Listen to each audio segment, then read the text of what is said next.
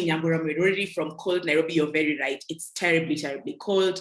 Again, good morning from the Brussels squad. Good morning from Rwanda. We also are really, really happy to welcome among us the presence of different government and ministry personnel, different people from a lot of different places. There'll be a lot of people saying hello to you this morning, and it will be really my pleasure to introduce all of them.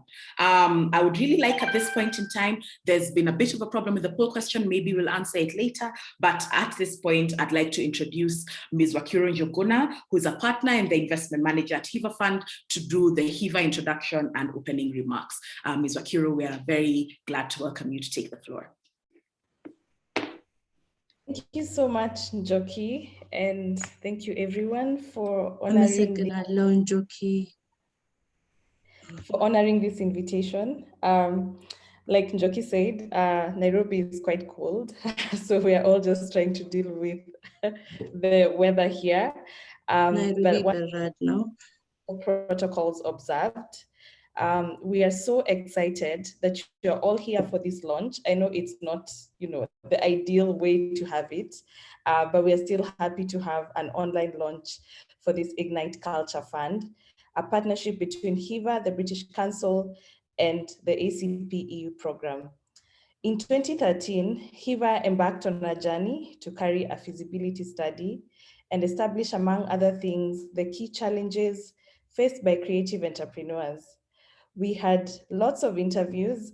We went through and spoke to so many creatives in Tanzania, Kenya, and Uganda who were practicing in such diverse fields as fashion design, visual arts, crafts and handmade items, interior decor, dance, theater, all the industries basically. We were very privileged to hear everyone's dreams about the things that they wanted. What a lot of they were facing and the many challenges that they were facing. For both public and private finance, numerous skill gaps in the business management front, infrastructure, technical side, so high costs of inputs, material and equipment, as well as numerous understanding. We developed our investment philosophy centered on ethical finance and the needs of the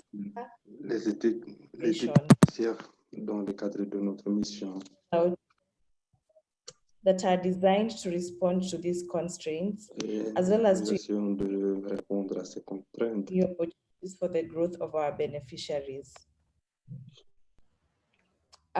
We have conducted multiple investment cycles, during which we have made direct financial investments in more than 60 businesses. That's financial investments.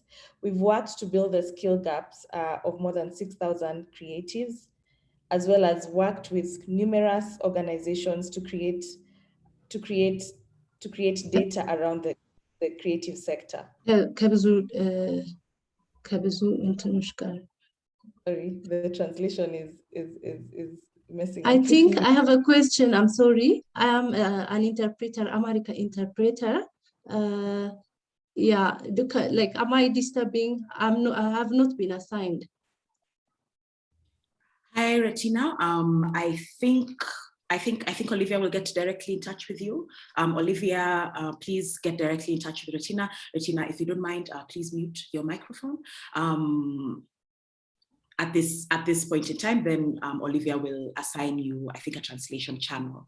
Bonashisi, I think that's the same problem you might be undergoing. Thank you, everybody, for being so patient with us as we iron out these minor kinks. Bonashisi, I saw your hand was up, kindly. Thank you, Akiro, for your patience.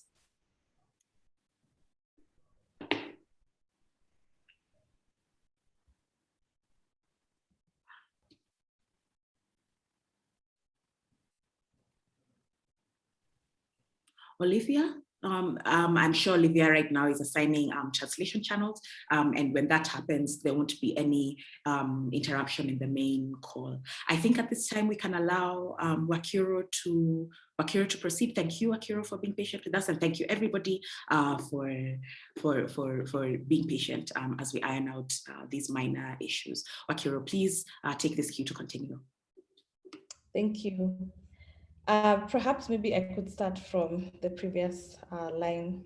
So HIVA has conducted multiple investment cycles during which we have made direct financial investments in more than 60 businesses using mixed model financing that includes loans, LPO financing, convertible debts, revenue share, lease to own models, as well as mixed loan grant hybrid facilities. We are proud to have disbursed more than $3 million USD in investments to these businesses, as well as providing ongoing technical and business support to our portfolio, as well as the wider ecosystem. In 2020, the whole world experienced a global pandemic, which not only affected the lives of the people, but also caused an economic calamity affecting businesses and organizations everywhere in the world. In order to support our beneficiaries, HIVA instituted several measures, among them the suspension of all interest charges on existing facilities for the period of the emergency, as well as waivers on outstanding fees for most affected businesses.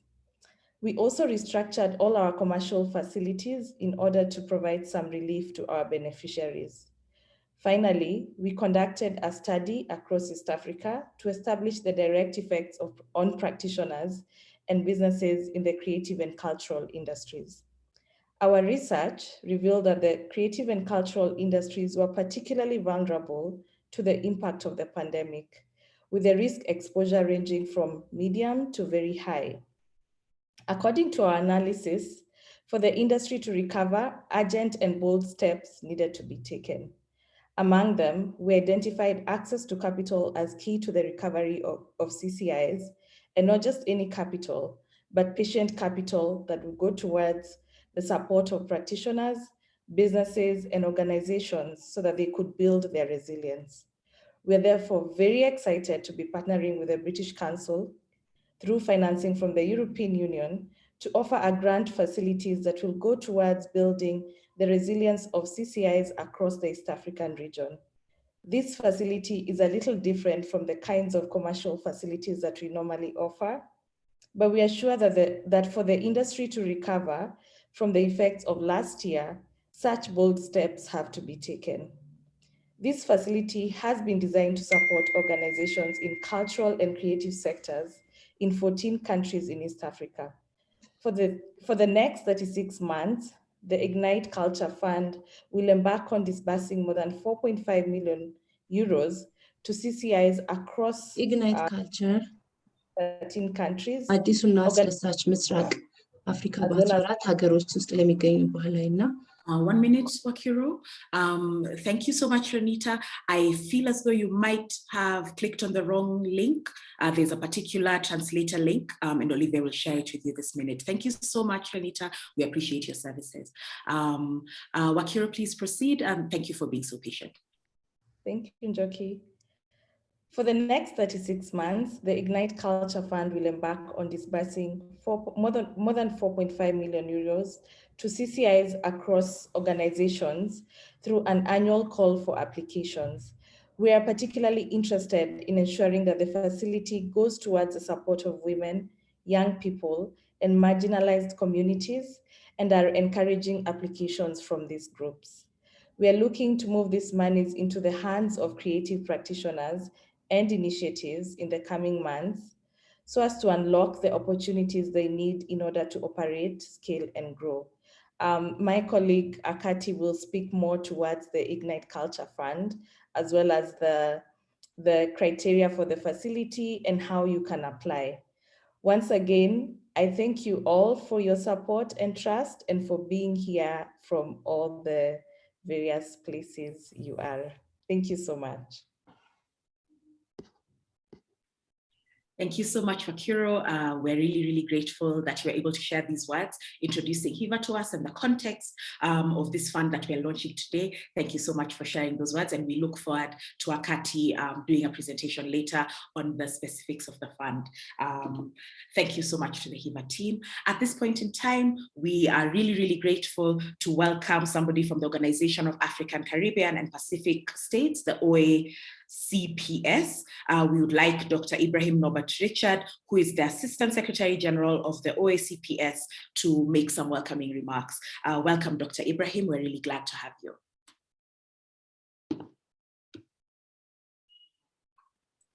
Yeah, thank you. Thank you for giving me the floor. Dear partners, dear participants, I am delighted to speak this morning at the invitations of our partners, members of the consortium led by British Council and the HEVA Fund, to welcome you to the launch of the ACP EU Culture Program for East Africa.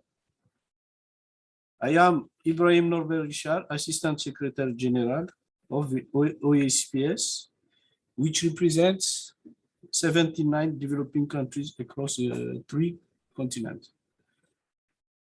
This morning's ceremony is culmination of years of effort, during which, in close collaboration with the European Commission, the OACPS Secretariat has worked to bring financing offers closer to the operators on the ground. To this end, we have approached regional organizations as well as culture and development professionals in our regions and entrusted them with the task of launching calls for proposals that best correspond to your realities and needs. I am particularly pleased that the ACP Ministers of Culture meeting in Niamey in 2019 have reaffirmed their commitment to making culture and creative industries a real driver of development and to putting in place mechanisms to support the beneficiaries. The main objectives of the Ignite Culture program, officially launched today, is to contribute to making culture a lever for economic development and social cohesion. In the current context, funding is even more essential because of varying implication of COVID-19 pandemic in the creative and cultural sectors. How do we build a more effective ecosystem of support and encouragement? How can we contribute to a better understanding of creative industries? How can we ensure greater participation of young people? To answer these questions, I turn to all the members of the consortium to congratulate and encourage them. The goals are ambitious, and it is together that we will strengthen and continue to boost East Africa's creative and cultural industries. Before concluding, I would particularly like to thank our main and historic partner, the European Union, which has been supporting our development efforts, in particular for culture in OACPS countries for many years. Dear Denise, I know that you are going to give us an insight into the mechanism that we have jointly put in place and which is now coming to fruition in this region. Thank you for your attention.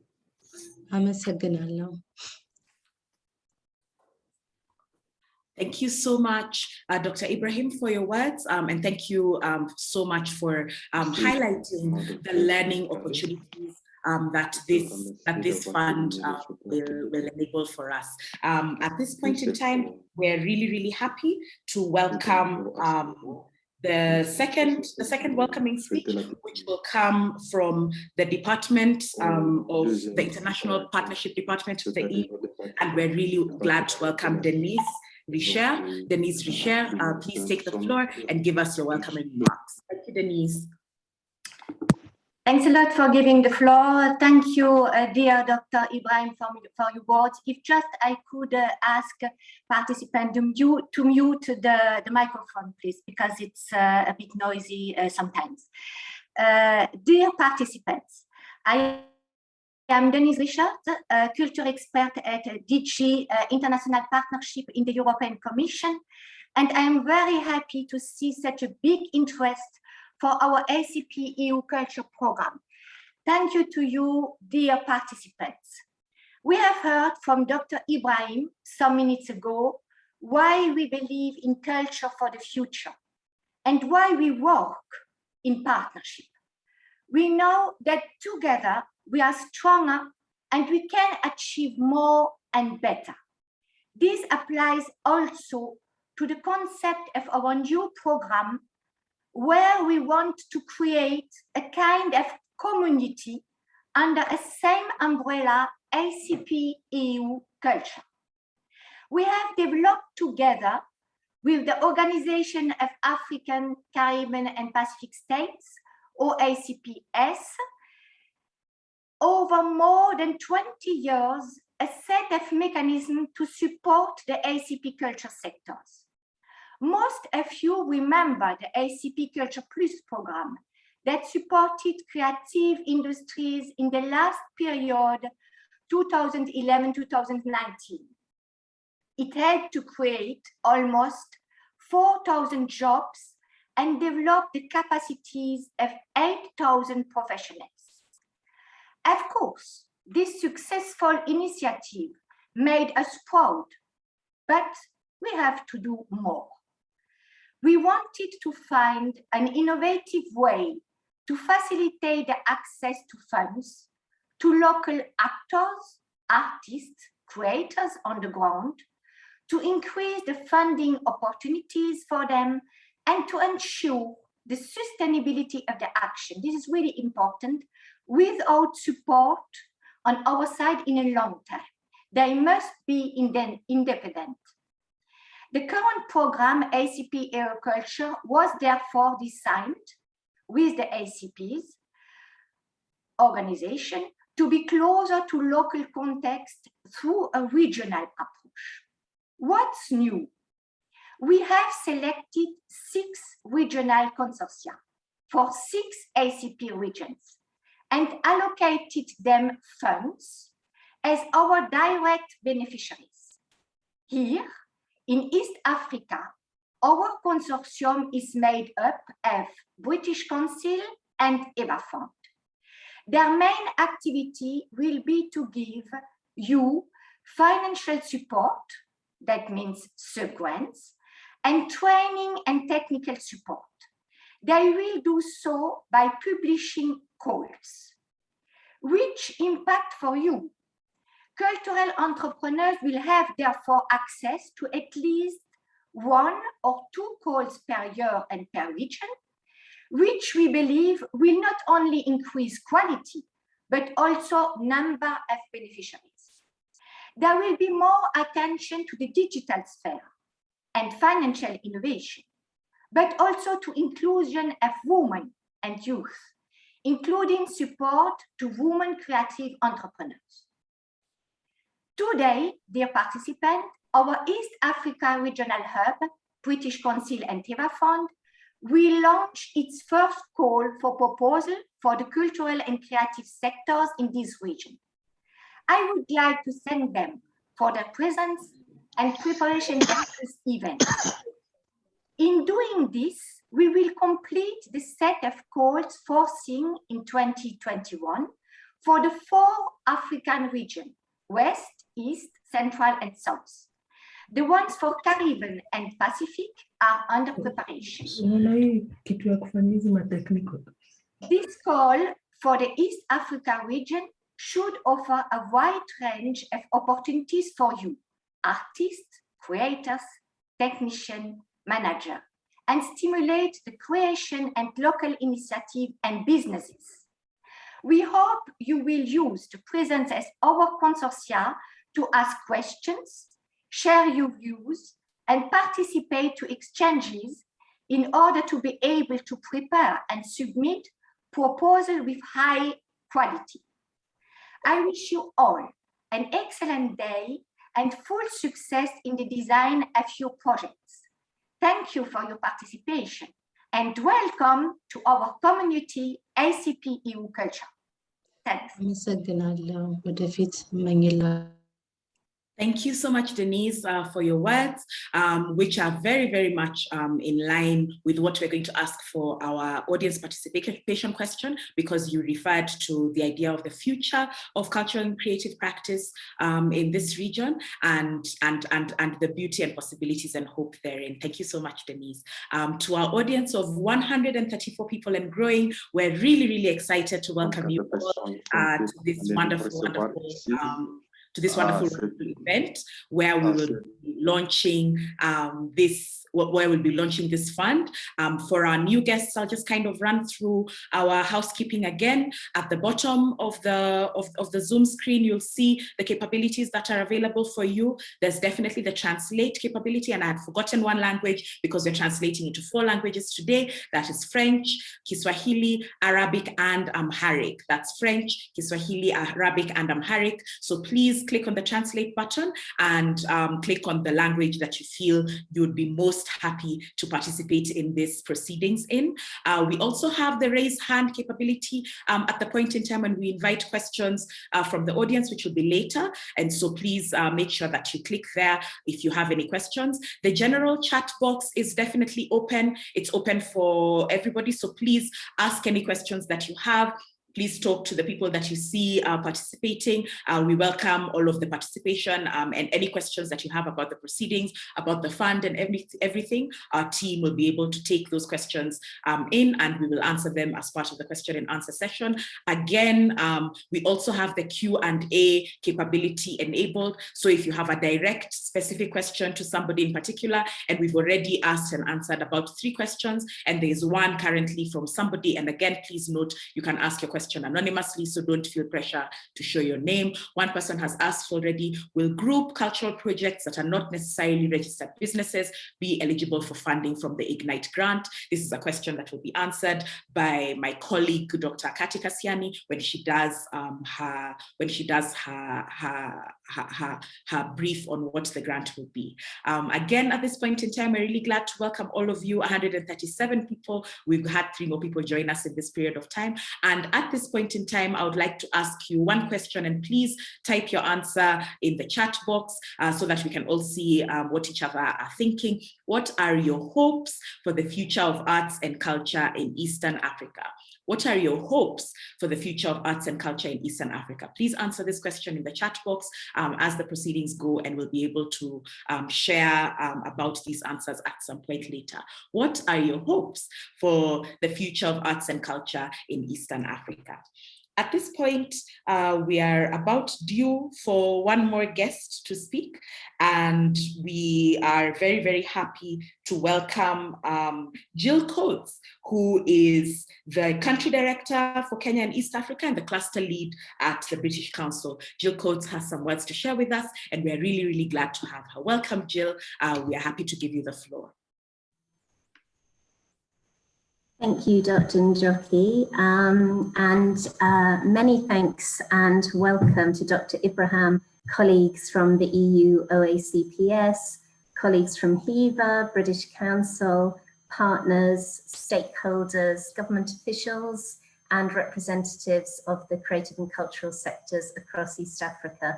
It's really great to see so many people finding time to join us this morning to talk through and find out more about this amazing program.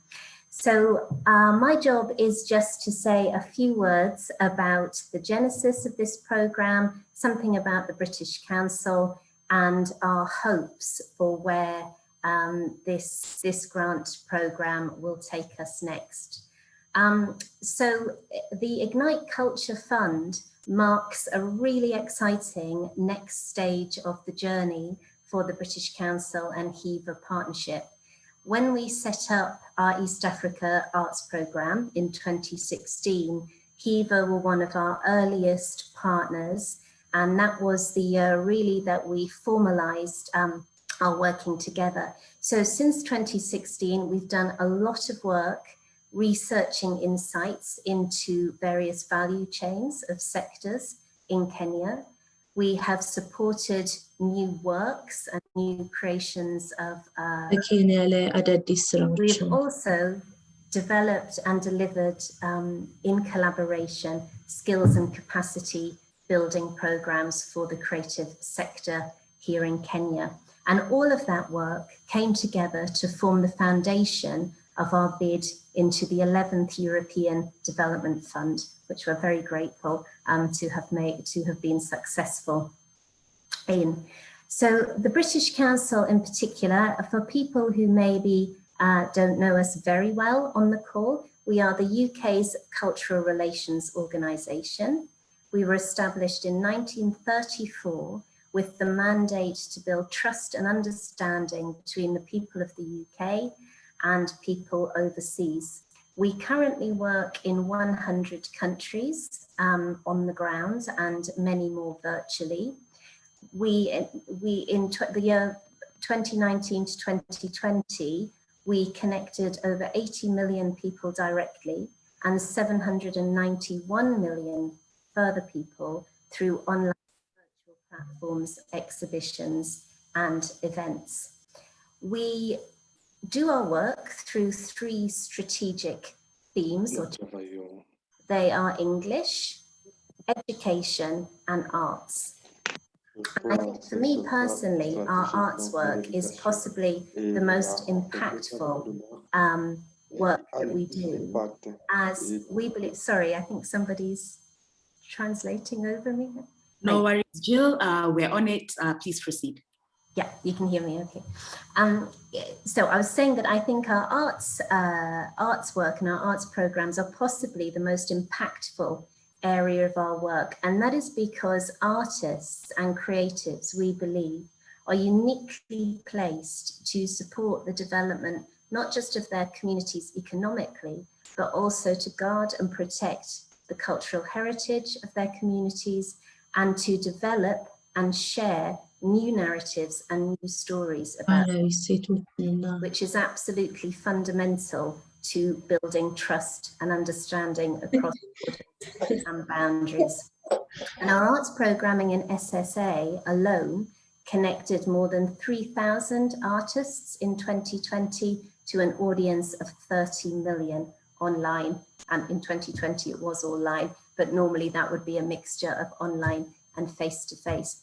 So COVID has had, as we all know, the most incredible impact. We can't understate it.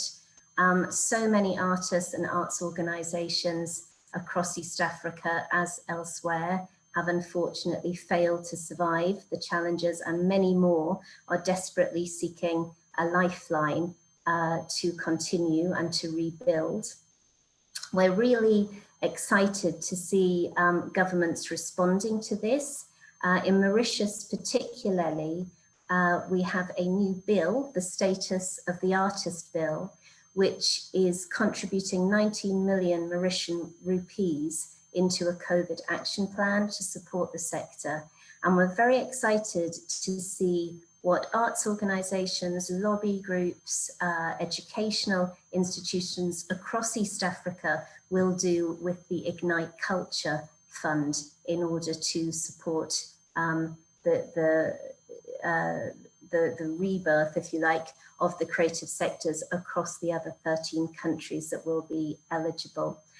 We're looking to those organisations to help us build capacity, to engage in policy dialogue, to encourage and advocate for movements like the one we've seen in Mauritius.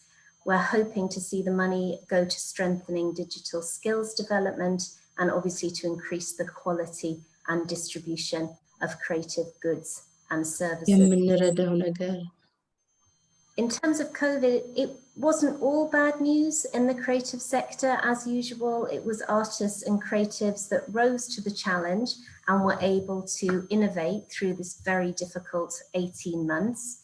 At the British Council, our team in Sudan partnered with the EU to deliver a really exciting drive-in cinema event.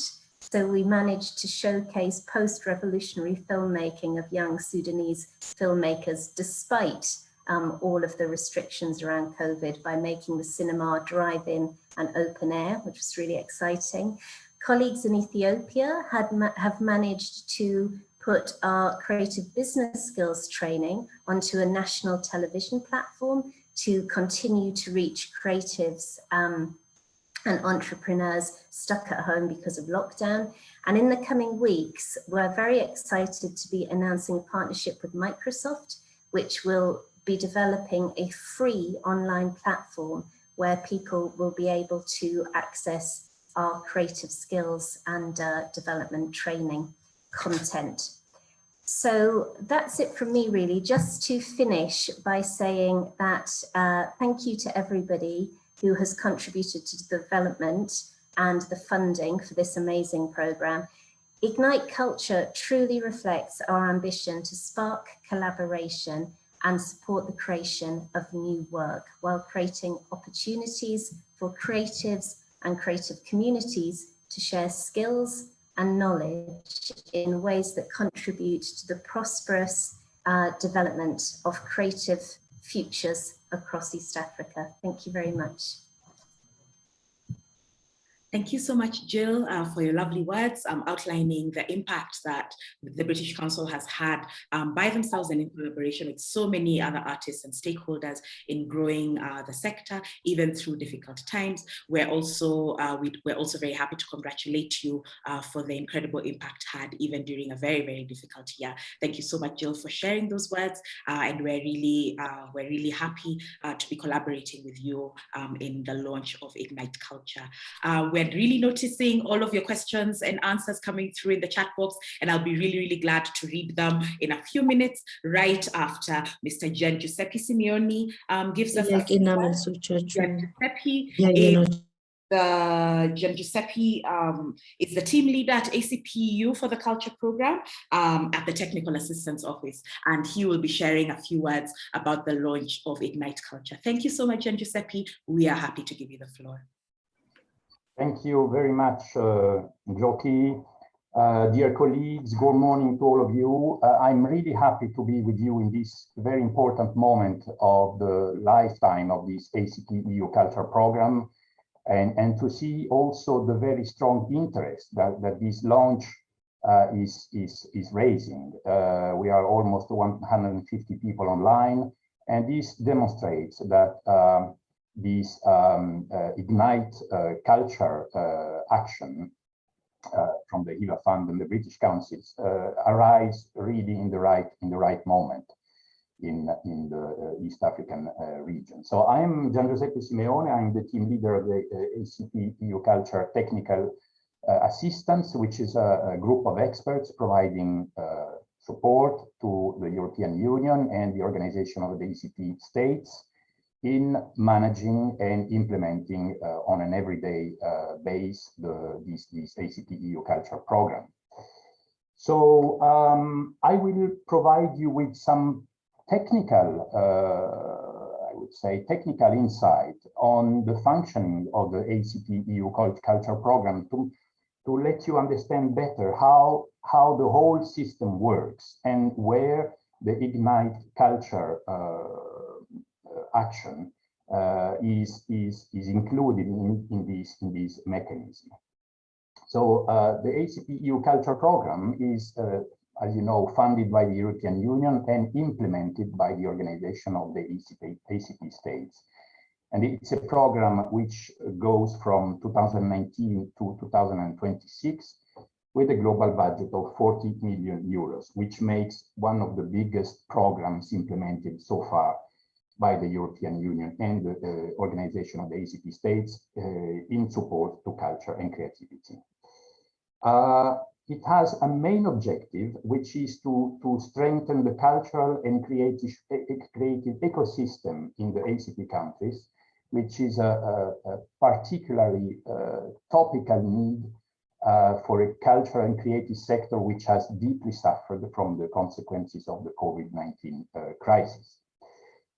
The program wants to make culture a viable option for talents in ACP countries, young people, women, seeking for sustainable professional opportunities, quality and well-recognized jobs, and better living conditions. And I could say that the program seeks to ignite culture as a drive for social and economic development. And this through different priorities, which are to encourage entrepreneurship and cultural innovation, to create jobs and increase the income of artists and creators, but also to support the capacity building of our cultural operators and organizations working with culture and creativity, to increase the quality of the cultural productions in the ACP countries, to access also to innovative funding solutions, and finally to ensure a better circulation and valorization of the artists and their productions on a national, regional, and international markets. And the ACP EU Culture Program is not a standalone program. As Denise Richard told you earlier, this is a program that results from a long generation of previous program, and it pursues and further develops the objectives and results of 3 previous ACP EU cultural programs that have been launched since 2008 with preparatory actions even earlier, and will represent at its closing almost 20 years of fruitful collaboration and joint actions between the organization of the ACP states and the European Union in supporting culture and creativity in ACP countries. But this program puts forward a different approach from the previous actions. So instead of a centralized administrative and financial management for Brussels, it adopts, following a thorough evaluation of the previous programs and also a consultation with the professional concerned, a decentralized management based on partnership, complementarity, and the principle of cascading funding, what we call the subgranting. So on the basis of call for proposals, a series of organizations at international, regional, and national level has been selected to receive and manage funding from the program, and in turn issue regular call for projects to operators in the field, supplementing European funding with their own fund, so bringing also self-financing to the program. And the consortium composed by the British Council and the HIVA Fund is one example of such partnership with the program. In addition to granting funding to field projects, these partner organizations also provided technical assistance and capacity building to help operators, creators, and artists to access funding, to manage their project effectively and sustainably, and capitalize on their results. And there are several advantages to this decentralized approach. First of all, a closer proximity between funding organizations, often operating at a regional level, and culture operators.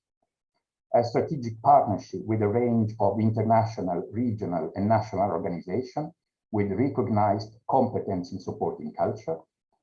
A better and more strategic distribution of funds between ACP regions and also between all cultural sectors, increased funding opportunities for projects on several years, and last but not least, capacity building of organizations at regional, national level, organizations which are in charge of managing call for proposals and providing technical support to the cultural operators.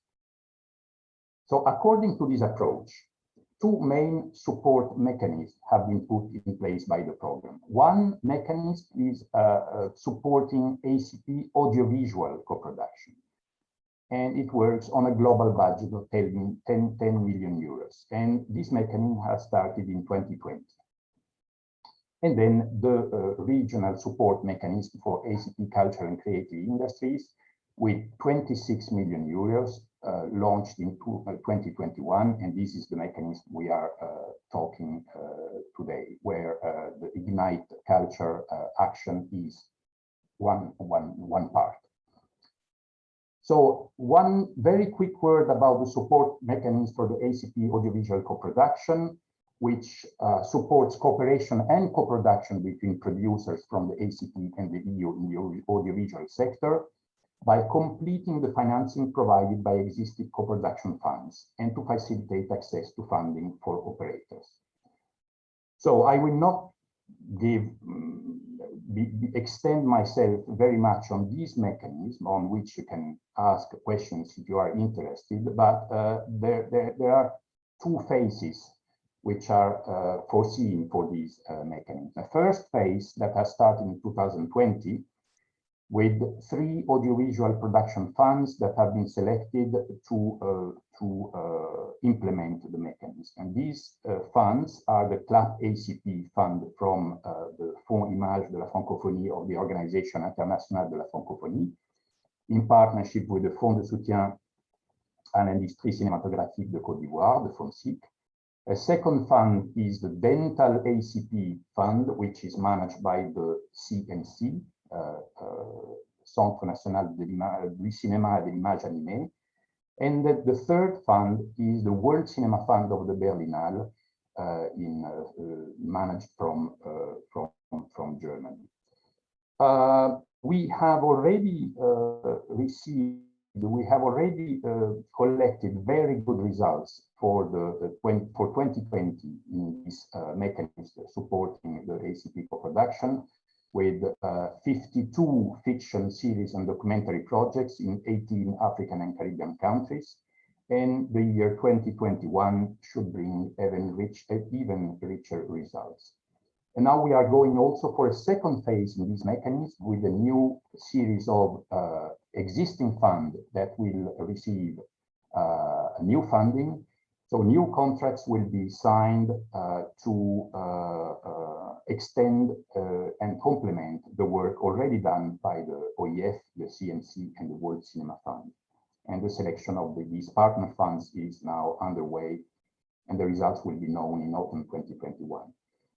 But I will speak more, of course, about the support mechanism for the ACP culture and creative sectors, which is the mechanism we are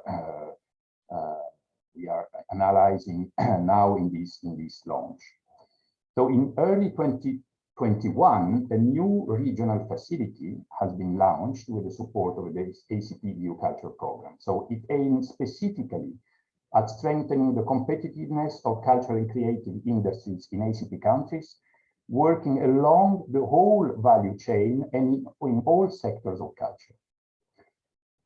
This mechanism has a budget of 26 million and has created 6 regional hubs, one for each ACP region, which are managed by consortia of international, regional, and national organizations promoting culture and creative industries.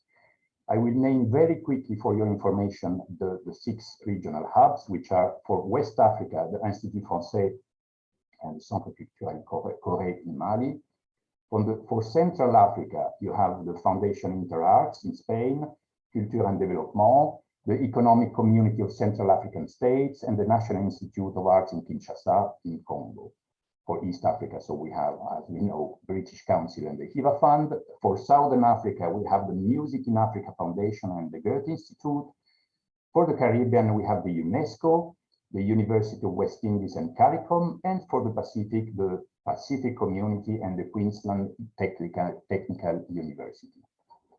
So these regional hubs respond to the needs of the ACP operators in their region in a targeted manner, since each one of the hubs has been based on a thorough analysis of the, I would say, of the realities, of the cultural realities and needs for each region. And so these hubs will publish call for projects at least once a year in the different cultural and creative sectors, according to the sub-granting mechanism already referred to earlier. So each regional hub implements its activities according to its own rules and priorities, but taking into account and respecting a set of basic rules related to the EU funding, such as the equality of treatment of all potential beneficiaries, leaving no sector or geographic area out of the scope. What is important to insist on is also that each regional hub is also committed in deploying a very robust program of capacity building activities to support cultural operators in accessing the funds, but more specifically, to help them in managing their projects, valorizing their results, capitalizing on the outcomes, in a word, making their action more sustainable and better rooted in the regional, but also international context. We have had already some first concrete results in this new mechanism, since some calls have already been published and closed in Western and Central Africa, especially. So for Western Africa, a first so-called structuring fund has provided grants up to 150,000 euros to 15 projects in various cultural fields for a global amount of 2,250,000 euros. And the Western African Hub has also published a second call for a fund valorizing Western African cultures that has recently decided to grant smaller amounts up to 25,000 euros to 27 proposals, with a global support of 657,000 euros. Central Africa has also closed recently its first call for proposals on the 6th of June, and the selection procedure is still underway. Southern Africa has published its first call on the 17th of June, and the call has been closing on the 25th of July. The Pacific Hub has launched a call for interest for cultural operators before opening their call for proposals, and now we are coming to the East African Hub, which will also benefit from its first call for proposals presented today. And of course, we wish Ignite Culture the best participation and the best and the most brilliant results. So before closing my presentation, I would also say a word about another activity of the ACP EU Culture Program, which is the Culture Exchange Platform, which is an initiative funded by the European Union and managed by the organization of the ACP state, which is an online platform to allow, actually to create a community of cultural professionals around a certain number of common values, allowing cultural professionals to exchange information, to meet, to work together on projects, to collaborate, but also to inform themselves about the opportunities offered by the European Union, but also by other international organizations.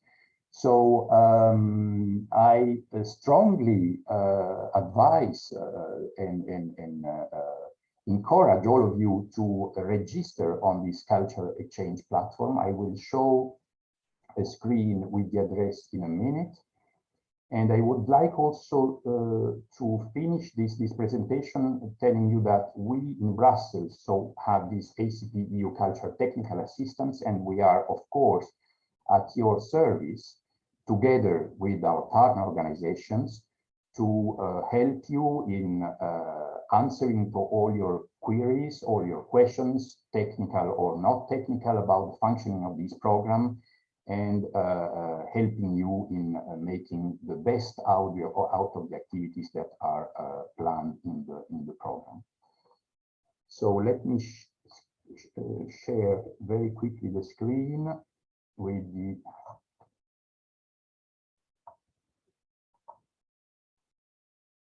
I cannot find my. Anyway, I will put in the chat the address of our website, our address, and the address of the Culture Exchange platform, so that you can go and look on these resources. Thank you very much for your attention, and I'm ready to answer to questions if there are any. Thank you. Thank you so much, Gian Giuseppe. We'll be answering questions a little bit later in the proceedings once we've launched and then the audience have had some time to put together their questions. I'd like to read a selection from some of your hopes for the future of the creative industry in Eastern Africa. Jane Nambasa shares with us that her hope for the future of the creative industry in East Africa is capacity building and empowerment of practitioners to effectively execute their talents. Thank you so much, Jane. It's also really lovely to hear from our good friend Ayeta Wangusa talking about value chain development of various creative sectors so that we begin to engage Eastern African, continental and global trade, especially through the African Free Trade Agreement supported by technology and the digital economy. Thank you so much, Ayeta. Beatrice Campodonico says that her hope is that culture as the holistic dimension of human societies becomes the central dimension of any action.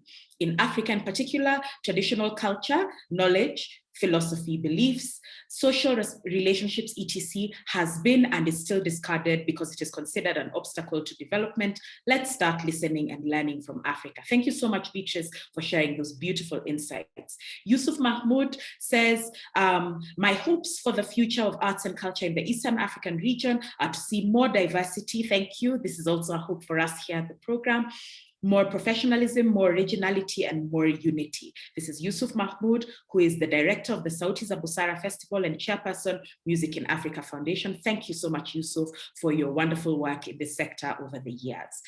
We also want to hear from Kemi Kalikawe, who says her hopes for the future of the creative sector is technology, bridging the gap between quality of education and the arts to Africa in rural and urban areas, and technology bringing direct to customer sales for the arts to customers locally and across the globe. A lot of people talking about connections with the digital economy, connections to market, etc. I'd like to welcome a few words, literally 1 minute, from Aya Kasasa, who is the expert in charge of the culture program at the OACPA Secretariat. Aya, you have literally 1 minute. Please do not test us. Thank you so much. I will not take much of your time. I just wanted to introduce myself. I'm in charge of the culture program at the OACPS Secretariat. I want to emphasize that when we see all this energy and the number of people participating, it's really encouraging to us. We want to let you know that, yes, we are here to help you connect, to help you talk together. We are here to give you information. So do not hesitate to use all these tools that we are proposing to you, the Culture Exchange platform, the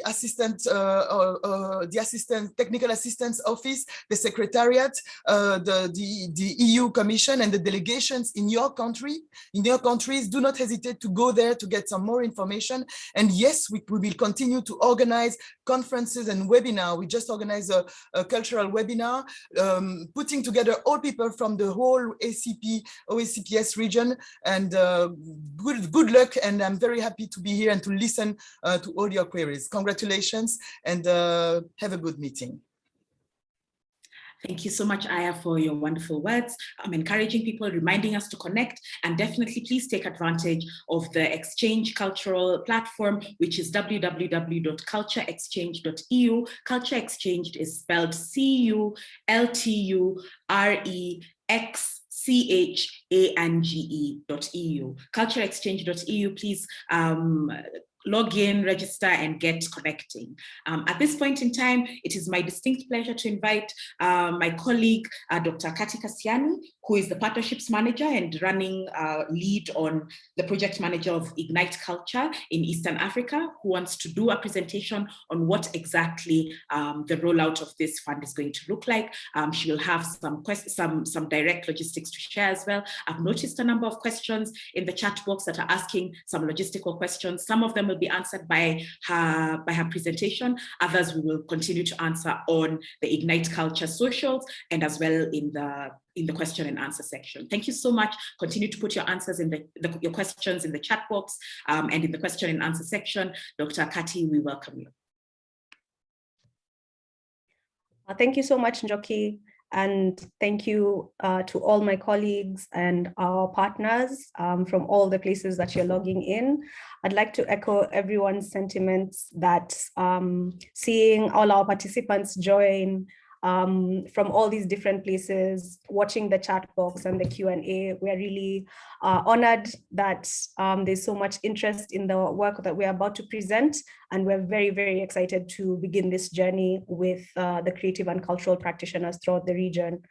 I have a brief PowerPoint that I will share now, and we'll talk through the project that we've designed and what to expect from us, what we'll be able to offer to the sector. I hope you can all see my screen, Jockey. Yes, Dr. You can see your screen. All right. Perfect. So welcome to Ignite Culture. This is the ACP EU Culture Program for Eastern Africa. And you're obviously here this morning to find out what it is. And we're super excited. And I have the great privilege of introducing Ignite Culture as an identity and as a project to the world. Ignite Culture is the Eastern Africa cluster of the global ACP EU Culture Program. We're going to be presenting a 3-year grant facility for creative and cultural industries in Eastern Africa. As my colleagues have mentioned, we do have partner clusters in Central, Southern, Western Africa, and Caribbean and the Pacific. And this will be one of the ways we'll be answering the call for continued collaboration, networking, and building, working together with our partners across the world through umbrella, and that includes some ongoing programs for audiovisual co-production, and that we will also be sharing information on our platforms so that you can easily cross over and see if there are opportunities for you in these ongoing programs. For Ignite Culture, we're very happy that we'll be able throughout the 3 years to offer opportunities in 14 countries throughout Eastern Africa. These are listed on your screen, and we'll be able to share this presentation afterwards, so you can always reference. As we've said, these are 14 countries. We're also very interested and open in cross-border collaboration in projects that are implemented in multiple countries throughout the life of the program. And so we're excited for the different kinds of opportunities that our creatives will be able to pick up on, what connections they'll be able to make stronger that perhaps they've been trying to put into action for a while. Ignite Culture is going to offer support for cultural and creative industries. Our first offering is the grant financing that will be done via open call for application. We will have a call for application in each of the 3 years, that is 2021, 2022, and 2023. And alongside this grant financing, which I'll discuss briefly in the next slide as well, we will be offering business support for our grantees, meaning we'll be working quite closely with successful applicants to strengthen their organizational development, to improve professionalization, and to address any challenges they're having with legal or regulatory situations. And finally, we'll be working with the wider ecosystem. So if perhaps you don't get a grant in the first call, there will still be opportunities for you to interact with our platforms and gain opportunities for learning best practices or connecting with colleagues and improving your process and your products, even as you wait for a new opportunity. I'll skim through the objectives because we have discussed what we are hoping to achieve over the period of the program. We want to, as our name suggests, we want to catalyze, we want to illuminate, we want to fan the flames of the creative and cultural industries throughout the regions. And we'll do this via these 4 main strands. So we will work together to increase the quality and quantity of cultural and creative goods produced. So whatever kind of work you are doing, you probably have an output at the end that you give to your audience, or you sell to your audience, and you probably have ideas of how this could be made better and what tools will help you make that better. So these are the kinds of things we want to hear in your proposals. We are hoping to work together to improve cultural and creative education and skills building opportunities. We know that people have a wide variety of skills. There are some opportunities for training and skills exchange, and we want to strengthen your ability to share your skills and to build a strong, engaged and evolving human resource for this industry that we know is so important when it comes to job creation. It's so important for the economy and for identity and other social goods.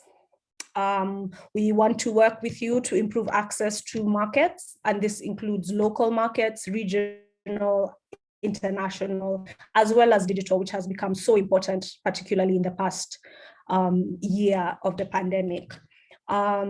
So this means, are you working in fairs? Are you working in festivals? Do you have a digital platform that is allowing aggregation and logistics? So we want to hear about your ideas for this. You have new ideas of how to get products to the audience. And then finally, want to increase visibility of cultural and creative workers in the region. And this is both to their audiences. So this is stuff around marketing, advertising, communications, as well as visibility to their countries, their governments, and so on. So if you're working in research, if you're working in policy and advocacy, and you want to bring creative and cultural industries closer to the center of your country's planning and processes, then we do have opportunities for you. So to speak more about the finance, as I mentioned, open call for applications. We will receive applications via an online application form, and we'll be able to announce when this form will be open in the month of August. You'll be applying for a grant. The minimum grant is 30,000 euro. And then the maximum is 180,000 euro. But this is also available in 3 tiers. So the lowest tier is a standard 30,000 euro.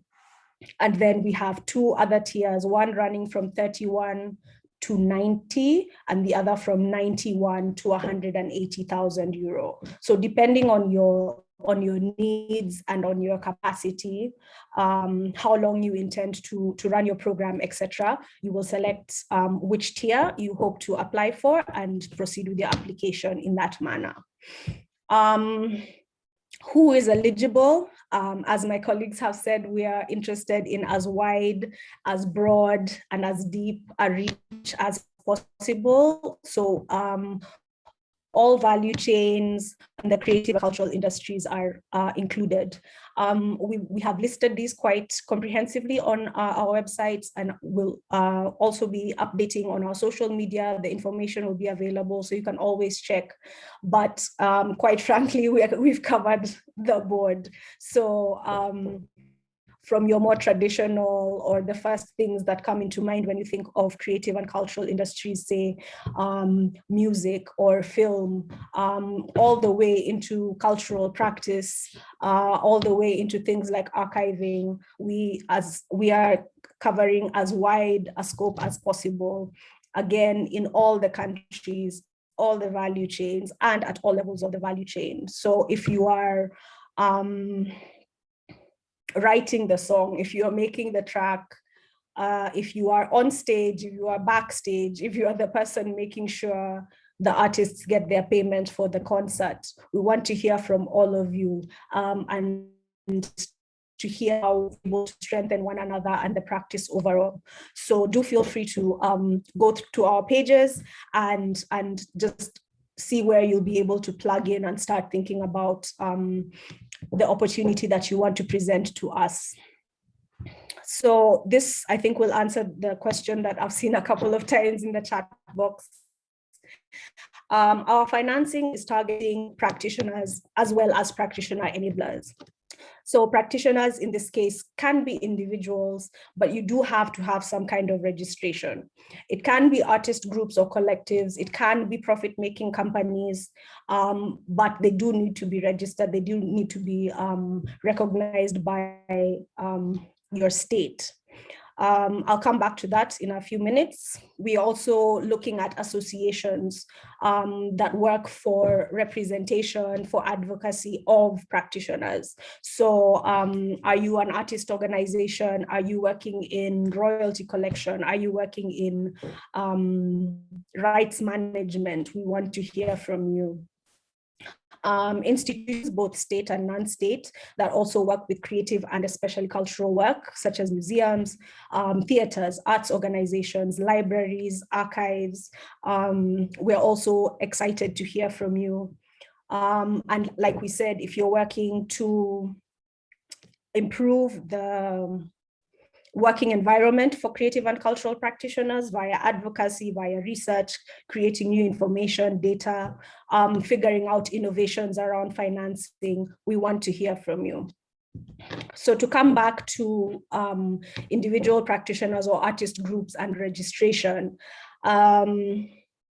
like I said, you some kind of registration, but we're not limiting you as to what you are registered as. So you could be a profit making, so you could be a company or a partnership. You could be otherwise recognized by your government. For example, if you have a registration that says I'm a cultural practitioner, we can work with that. Secondarily, as we said, we're really looking into partnerships and getting people together. So if you are not registered as, say, I don't know, a consultant or something, probably you've worked with a group of people who do have some kind of registration, and you do have interests and objectives that align. So in that case, you can simply partner with a registered entity and present your project as a consortium or a partnership. We look forward to meeting all of you. Yeah, I think that answers that. And then we have talked about business support. And so we primarily start out with reviewing your accounting practice, looking into how we can strengthen that, your bookkeeping, what's your legal situation, are there any licensing issues that we can assist with, and we help you bolster your monitoring and evaluation. And this is not only for project work. You can also think of monitoring and evaluation as how are you tracking your business? How are you tracking your reach? What do you know about your customers? So we're going to be working with these as kind of a basis. And then as we go and as we learn more about the different regions and the different grantee individual requirements, we'll be able to support you more targeted or personalized ways. So we are, again, are very ready to hear from you. And then finally, there are the networking opportunities, both within the project, because we do hope that our grantees will be speaking to one another, possibly creating activities, events, or products, and as well connecting with the other regional clusters on the continent, as well as off the continent.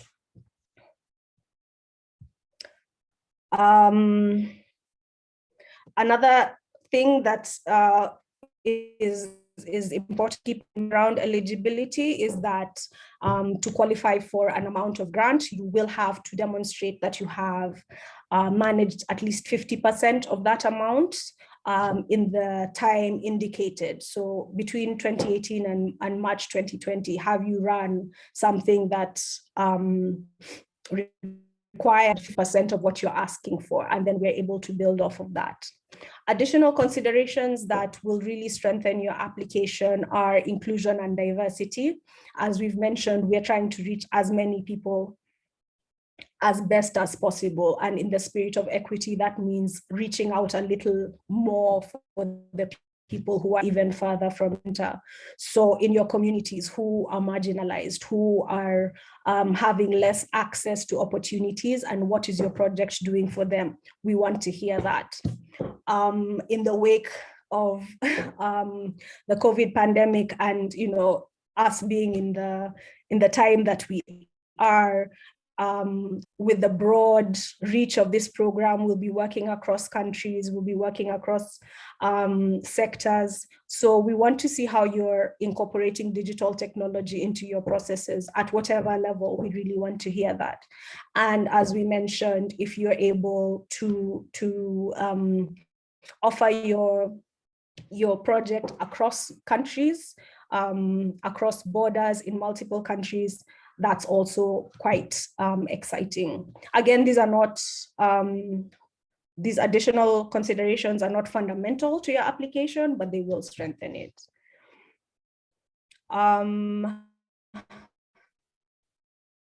So what to expect? On my next slide, I will share links to the current website with our project information. You can read up on what to start thinking around, what to prepare for your application when it finally goes live next month.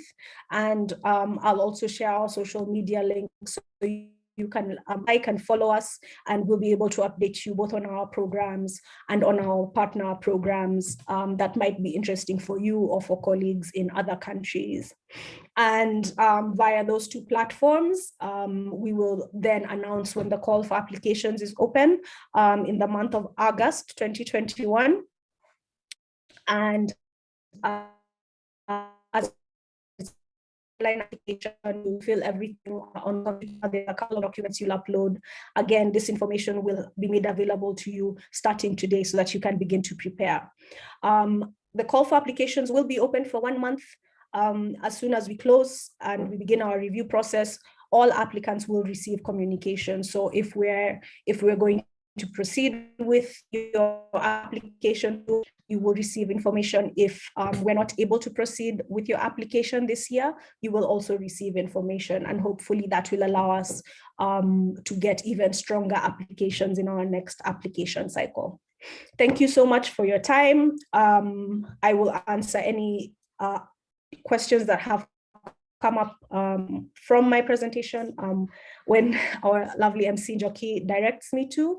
And I look so much forward to meeting you, to reading your exciting plans for us and for the sector. And once again, thank you so much for your time and your interest in our work.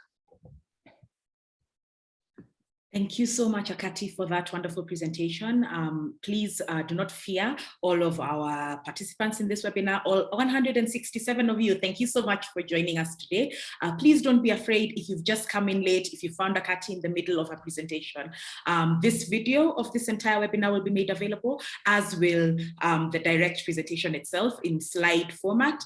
You'll be able to receive all of that information. Again, we will be sharing in the Ignite Culture socials all of the information that has been shared. All of it is going to be wide open and available for all of you for the next 2 weeks before we launch the actual call for applications. Akati, the one question I'll direct you to answer right now is the one of when in August. Somebody has asked when in August. Are you able to give us a date?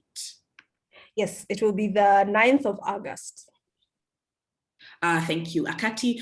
You've heard from Akati, everybody. On the 9th of August is when the applications will go live. So there will be 2 weeks of time to prepare, to put together your documents. We will be sharing all of the details needed for all of this on the Ignite Culture socials. Definitely, they'll be shared on the Culture Exchange platform, and all of our partners, the ACP Technical Assistance Desk, the British Council will also be sharing all of these details. At this point in time, I'm really excited to invite George Gashara, who is the managing partner at HIVA, together with Jill Coates, who is the country director, Kenya and East Africa, and the cluster lead at the British Council, to launch Ignite Culture. Jill and George, we are really glad to give you the floor at this time to do this final thing that we've been waiting for so long.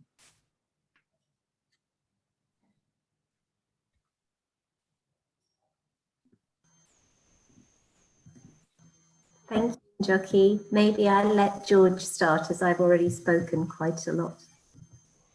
Thank you, colleagues. Thank you, Dr. Njoki, and thank you, Dr. Akati, and all the colleagues from the EU, from ACP, for hanging out with us this morning, and all of our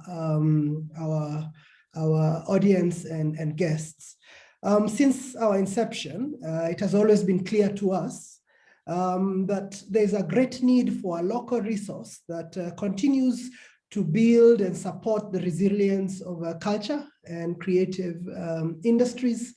And we've responded to this by direct investments, production of knowledge and research, and business level support. As everyone has indicated, the COVID-19 shock last year made this even more apparent, that we need to support infrastructure and platforms. We need to support education in the sector. We need to invest in local patient capital, and we need to increase our social welfare for our artists and our producers. And following the publication of our report and the work that we've done with our partners, we realized that indeed we needed to have to build a local port. And this is a great beginning for this work. I'm very grateful for the EU. I'm very grateful for ACP, for British Council, and all of my colleagues who over the last year have been putting the rubber onto the road to make sure that this comes to fruition.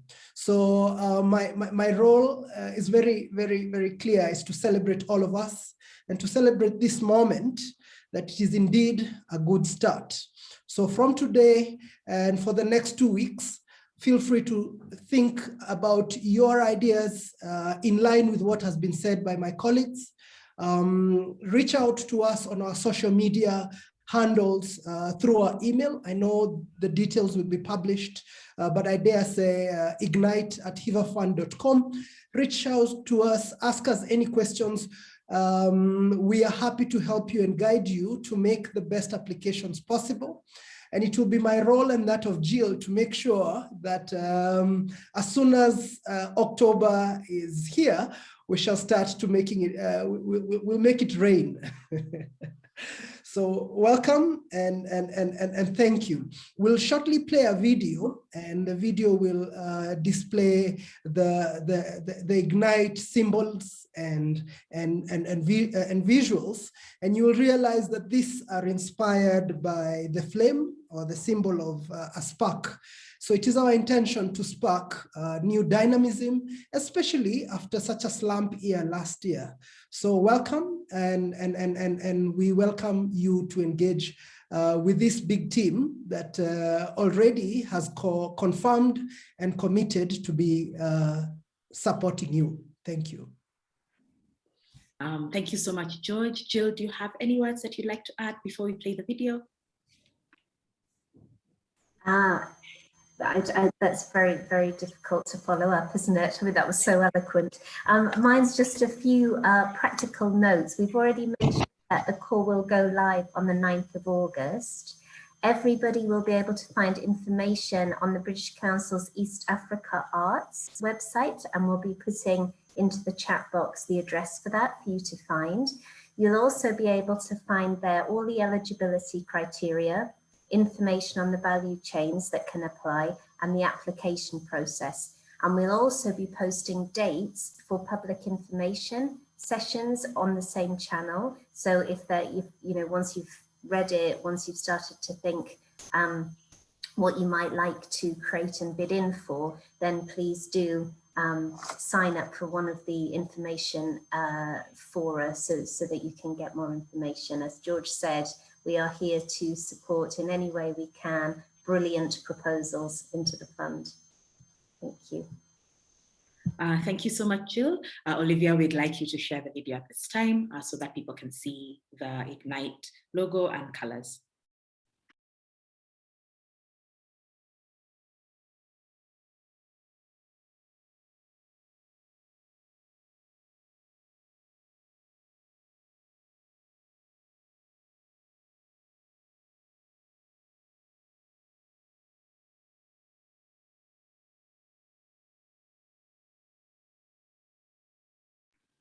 Thank you so much. I feel like if we'd been in person, we'd have had like indoor fireworks or something. So please feel free to clap for us wherever you are.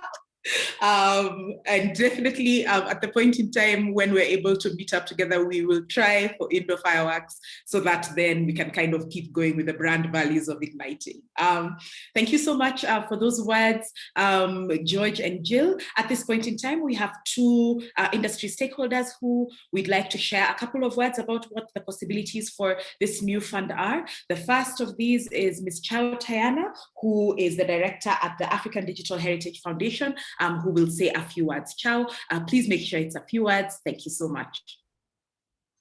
Thank you so much, Njoki, and thank you to everyone who has facilitated this fantastic event. It's such an honor to be here and a pleasure to speak as an industry stakeholder. I think I'll just speak briefly on cultural exploration and programming, because I think one of the things that is very important to frame within this question of programming and cultural understanding and grants is the resource. And by expanding what we view as resources in the first place, I think with culture and heritage and arts as an intrinsic part of who we are as a people, then we see that the biggest resources are the people. You know, it's the skill sets, it's the traditions, it's the arts, it's the value systems that we have. So it's exciting to be part of a program that not only values, you know, the industry, but values the people who work in the industry for a sector that has been traditionally underfunded and devalued. This, I think, requires a very keen and focused restructuring, reframing, and reinvention of our approach to culture, how we value it, how we see it, and how we frame it. One of the things that's exciting to also see through this process is what I believe will be a very interesting way to understand data and data collection around culture and heritage. There's not much data to work with in terms of what is the impact of this work? How do we measure it? Where do we see it? And I think in this case, what is invisible is much more than what is visible. So I think the question of visibility and what comes to light, you know, through these projects and the fantastic projects that will be funded through this program is really, really important, as well as the enabling of new entrants and new perspectives. As a young African woman who is working to chart out a very an emerging sector at the intersection of culture and technology, it's exciting to have the opportunity to be a part of this conversation, but also the ways in which this will enable minority ethnic groups, religions, and people from different sexual and gender minorities to be a part of a conversation where there have been gatekeepers and it has been very difficult to access funding and to access support in terms of even structuring, monitoring, and evaluation and the likes. So those are my few words. And I'd just like to say that as someone who has worked in the sector and who understands how difficult it has been to access funding for this kind of work, we are so glad that it's going to rain and that we're expecting some rain soon. Thank you very much. Thank you so much for those lovely, lovely words, Chao, and thank you for your contributions today. Our second contributor as an industry stakeholder is Islam Alberti, who is a musician, cultural practitioner, community engagement lead at Innovation for Policy Foundation, and co-founder at Sudanese Entrepreneurship and Innovation Network, as well as the cultural wave lead at Global Assembly. We're so glad to have Islam with us, and we welcome you, Islam, to say a few words. Thank you, Islam.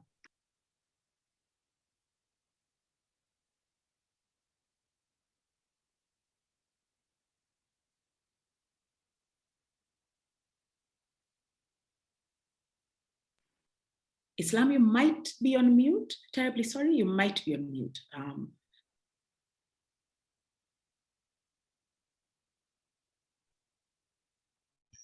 Oh, can you hear me now? Yes, we can hear you now. Thank you, Islam. Okay, what a stress. Thank you so much, Njoki. I'll say that again. I am truly, truly honored to be able to be in the presence of all of you incredible people who work tirelessly to ensure that creatives have a place in economic and social development. It is really beautiful to see all of you incredible people together here to, ensure that things are going where they need to go. I'm just going to say a few words. So, like, in my opinion, like, one of the main challenges that face artists, creative entrepreneurs, and cultural practitioners is access to funding. And following that is probably the lack of technical skills and expertise that allow artists to manage funds and to ensure that their visions are fulfilled. And I believe that we can achieve this through, funding projects that support the development and growth of institutions, research capabilities, artistic creations, which I absolutely love the fact that it will be done through this grant. Thank you. Yeah, like really, guys, it's really, really beautiful, the work that you're doing. Finally, and most importantly, I think we must collectively work to ensure that we have inclusive policies, both at a national and regional level, that are conducive, inclusive, and supportive to the development of the sectors. I mean, the issues are numerous, but we're here to talk about the potential of this industry and the potential of this magnificent continent. And finally, I really want to give a huge shout out to Hiba, the British Council, the ACP, and every single person that's been involved in making this happen. And particularly for him, for constantly being on top of everything and for always providing support to the sector when it's truly needed. And it truly serves the continent. And I'm super, super excited to see all the amazing projects that are going to stem out of this grant. So thank you guys so much. And hongera sana for you guys for this amazing work. See, my Swahili is coming up slowly, slowly. Thank you, Islam, for those wonderful words, and we accept your congratulations. Thank you so very much. I'd like to ask the audience, I know we're running a little bit over time. I'd like to ask just for 15 more minutes so that we can address some of the questions that are coming up in the chat box. There's so many of them, but we just want 15 minutes to address them. The first thing that was asked was about the social media platforms, and on Twitter, that is Ignite_EA, that is Ignite_EA. On Instagram, it's Ignite_culture_EA. That is Ignite_culture_EA. And then on Facebook, it's Ignite Culture EA. I'm going to share them just now in the chat box so that everybody can see them. On Twitter, again, it's Ignite_EA. On Instagram, there we go. They've been shared right now. Thank you so much to the team for sharing them. On Facebook, it's Ignite Culture EA.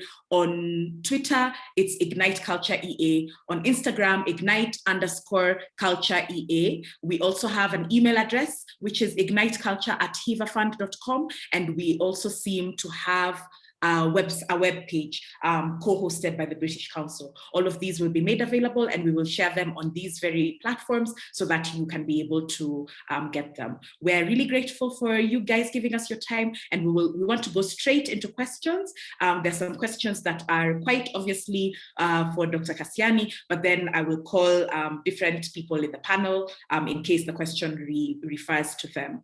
Somebody, Aime Omutoni, has asked, hi, do you provide support for launching new organizations? Thank you. Akati, if you could answer this question about whether this funding will be used to launch new organizations.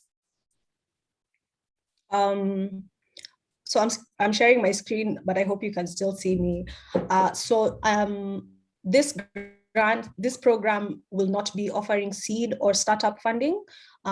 It will be working with organizations that at least one organization in the partnership has been a going concern, which is why we're talking about businesses that have been, or organizations or applicants who have been registered and who have experience in delivering a cultural or creative program and have experience in managing funds. I hope that answers the question. Yes, it does. Akati, maybe as a follow-up question, there's nothing to stop a new organization from partnering with another organization who can then be the main applicant if they have been registered and are already doing it. So if you're a new organization, you can form a consortium with a larger organization that has been in existence so that you can apply together. Unfortunately, this is not seed or startup financing, but since the ACP EU are here, they have heard that people are asking for startup financing and seed financing. So please, it'll be really good to get into conversations about financing for brand new organizations. A second question comes from Rachel Kessie, which is, can applications be made in all the 5 languages we are using now? That is English, French, Swahili, Arabic, and Amharic. Rachel Kessie asks, can applications be made in all the 5 languages we are using now? All right. Thank you, Rachel, for that question. And it's our ambition that a lifetime of the program will be able to receive applications in the languages that cover our countries. But unfortunately, for year one, we will be receiving the applications in English. We do hope to be sharing our application support, and I believe there's a question around application support also in the list. So after the call for applications, there will be a couple of initiatives on our end to help you understand the application process and deliver a stronger application. For example, we'll be sharing a video that takes you through a mock application and kind of shows someone answering each of the questions, uploading what needs to be uploaded, etc. And we'll also have some live sessions where we'll have asked you to send in your questions and we'll be responding to them, similar to what we are having in this moment now. And for those sessions and for information up on our site, we will be offering translations. However, the application form will be in English. We're hoping that the application support and our openness and availability on the platforms that you have in front of you will allow us to support you as you go. So do feel free to reach out. If you're having language challenges, we will reach out to our partners in your local countries. The British Council has presence in some of them. The EU has presence in some of them, and we will work as closely as possible with them to offer support with any challenges you're meeting, including those around language. But to be clear, the application form for 2021 will only be receiving applications in English. Thank you so much, Akati, for answering that question. Aika K has asked, it was mentioned that applicants must have managed 50% of the fund they apply for. If 2 to 3 applicants partner up, does this take into account the total of the amounts that each has managed? So I think the question is asking whether they can apply for 50% of the collective pot that they have all managed within this period of time. I'll direct that question to Wakuru. I believe she's on the line. Thank you, Akati, and thank you for that question. Yes, so if you're applying as a consortium or a partnership, we will definitely be able to look at all the 2 or 3 organizations and how much they've been able to handle in the past. The idea is just to see that you have a bit of experience in managing finances to some extent. And we are also really interested in seeing how, as the 3 organizations that come together, or the 2 organizations, you're going to handle the logistics around your finances. So to answer directly that question is yes, we will be able to look at the total of how much the institutions have been able to manage. One institution could have maybe more experience than the other one, which is fine, but we just want to see that there is at least some level of managing finances in your history. Yeah. Thank you so much, Akira, for answering that question. Simon Jaru has asked about where we can find the resources and information on this eligibility criteria. Thank you, Simon, for that question. You'll find these details on the social media platforms in front of you, currently being shared on the screen: Facebook, Ignite Culture EA, Twitter, Ignite Culture EA, Instagram, Ignite_Culture EA, and emailing igniteculture@hivafund.com, as well as this page being co-hosted by the British Council under East Africa Arts, under the tag Ignite Culture. Thank you so much, everybody, for these questions that are continuing to come in. Looking through the chat box, a lot of congratulations here. Thank you so much.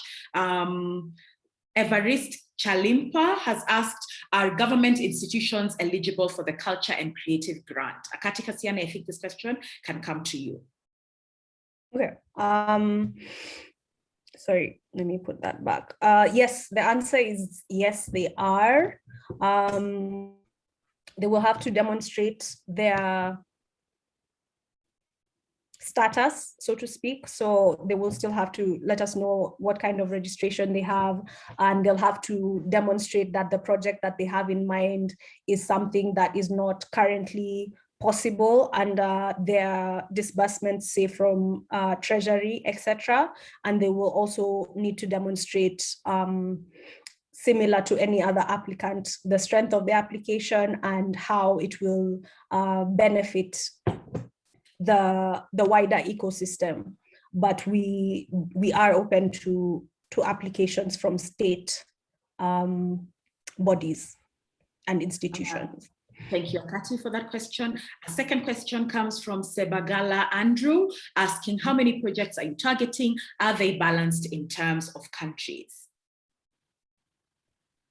Over the lifetime of the project, we are looking to at least around a minimum of 50 projects. However, we haven't designed a quota or an expectation from any of the countries. We do understand that we're talking about regions with different demographics, with different cultural industries and ecosystems at different levels of need. Our hope is through the broad nature of the project and also the tiered granting mechanism, we'll be able to offer advancement opportunities for both large, lengthy projects, say over the period of 3 years, running in multiple countries, but also smaller projects that maybe are taking place over a period of a few months in one geographical region, and so on and so forth. So our hope is to have, again, as wide a reach, both geographically, not even both, in terms of geography, value chain, position in the value chain, and type of practitioner and type of practice. Thank you, Akati. Frederic Jacquemont has asked, can European organizations be part of a consortium? I'll direct that question to Wakuru as well. So for this facility, we are particularly interested in seeing applications from Eastern African organizations. Of course, it doesn't hurt if you have some kind of, partnership with a European organization, but we are very particular about receiving applications from organizations that are registered in this region and that are particularly focusing on programs within this region. Yeah.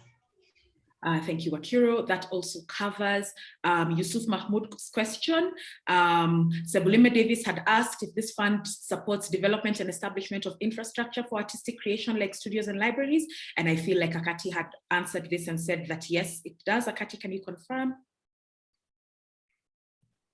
The fund does not cover purchase of property.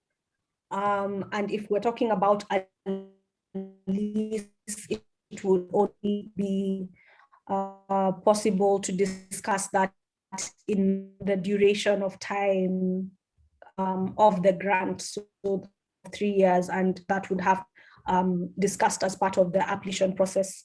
However, if you're talking about hardware, equipment, software, subscriptions, and that other kind of infrastructure that is more of a short-term purchase, then that is definitely included.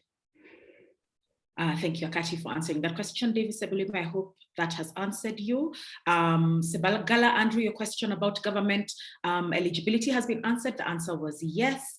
Anne Chipkemei is asking, is the fund supporting pre-production, production, and post-production of a film or mini-series? Okay. As we mentioned, we're part of the wider ACP community. Purposes of production of film, the programs are primarily on pre-production, production, production, and that's the ACP, the CLAP ACP, and the World Cinema Fund Balinale, again, to connect to these programs if perhaps you haven't interacted with them via our social media. What this grant program will be able to offer the film and TV sector is around everything else that we've discussed. So are we talking about maybe skills building? Do you want to do a writer's workshop, or do you want to train a set of camera people? That's something we can work with you. Do you have a completed film that you're trying to figure out distribution? Do you need funding to get to a festival? Is there some new way that you're thinking, instead of distributing for free on YouTube, or requiring people to join a subscription service to watch your film, especially in this time when cinemas are not as much of an option? So at that end, again, we can come in, but for primarily film production, we will direct you to our sister funds. Thank you so much, Akati. Denise, Richard, you have a few words?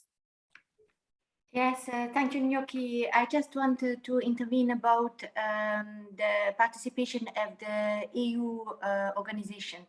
If I may, the program is really clear, and the EU participation, of course, has the eligibility to participate. So the action has to be taken in the region, but there must be partnership possible for EU and for ACP countries. Thank you. Thank you, Denise. There's a question from Arafat Mu asking, can we apply and re-grant to other cultural entrepreneurs or cultural enterprises? Once again, I'll direct that to Wakiru.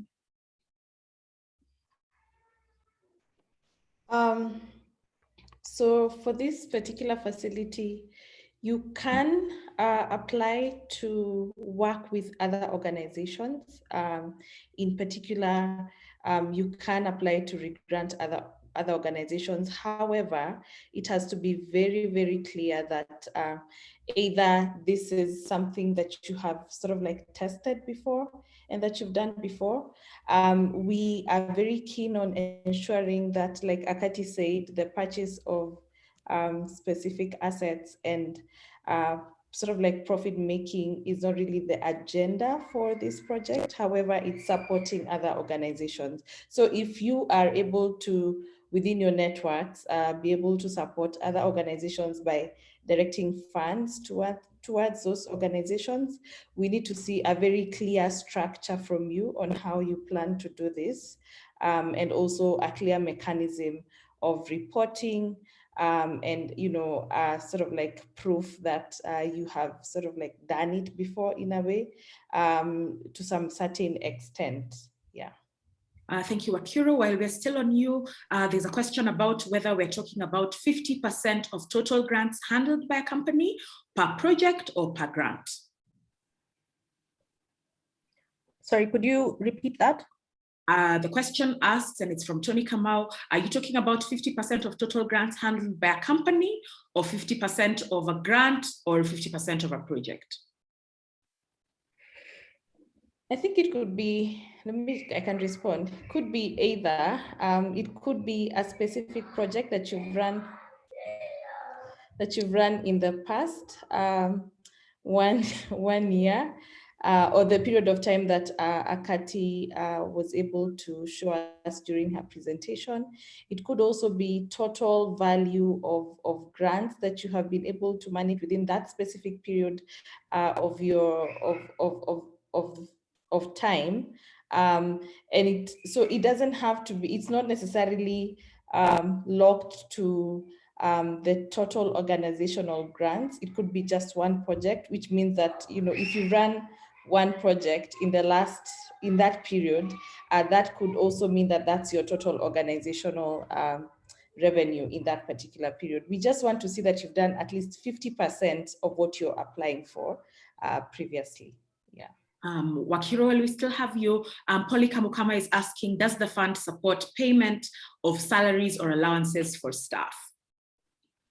So depending on the project that you are proposing, we of course recognize that projects are not done by machines, but are done by people. And we are willing to look at your operational budget and see what makes sense. It definitely has to be tied to the deliverables. So if you're running a project, let's say to build the skills of practitioners in a certain region. I'm really sorry, my background is quite noisy. So yeah, if you're proposing to run a project, let's say to build a skills of practitioners, they need to be trained by people who we are willing to have included in the budget and to consider that as a budget item. In terms of allowances, again, we are also willing to look at that as long as it's within the frame of that project and that it makes sense. It has to be a reasonable request, and we will be able to take you through sort of like the budgeting process as part of our process of evaluation. So when you do apply and you get through to the budgeting stage, in a sense, we're going to look at your budget. We're going to advise this might not work because of certain reasons.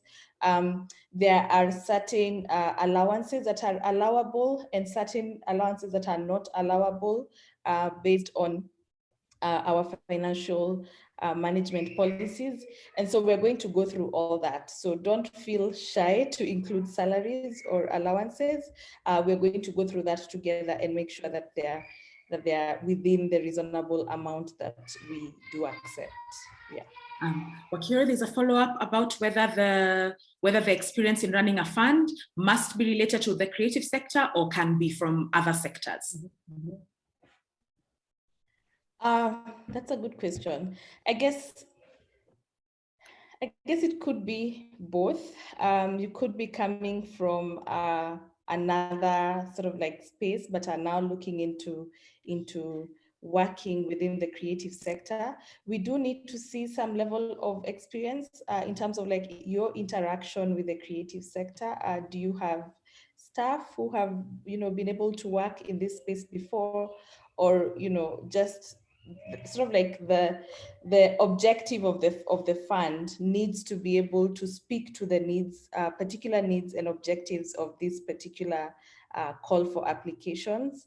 And so, yes, I guess it will be, I can say that we can evaluate on a case-to-case basis, because again, you never know which field the fund could have previously been able to give finances, like which particular sector they were focusing on before. So I'd say we will evaluate on a case-to-case basis to be able to determine whether there's alignment with this facility, especially when it comes to sub-granting of funds. Yeah. Thank you, Wakiro. There's a question from Quinto Quarto that's specifically to Jill Coates, if Jill is still here, asking whether the partnership with Microsoft could actually hinder entrepreneurs in digital tech development. The other option is, or will it be the answer, since they may all work together to connect and bring arts on a digital market? So there's a bit of questions about the partnership with Microsoft, and maybe Jill, you could elaborate a little bit with regard to the British Council's work directly with Microsoft in elevating the arts. Thanks, Njoki. Well, I'm not a specialist on this program, but what I can say is we are simply using a platform that's been created by Microsoft to house our creative development business courses.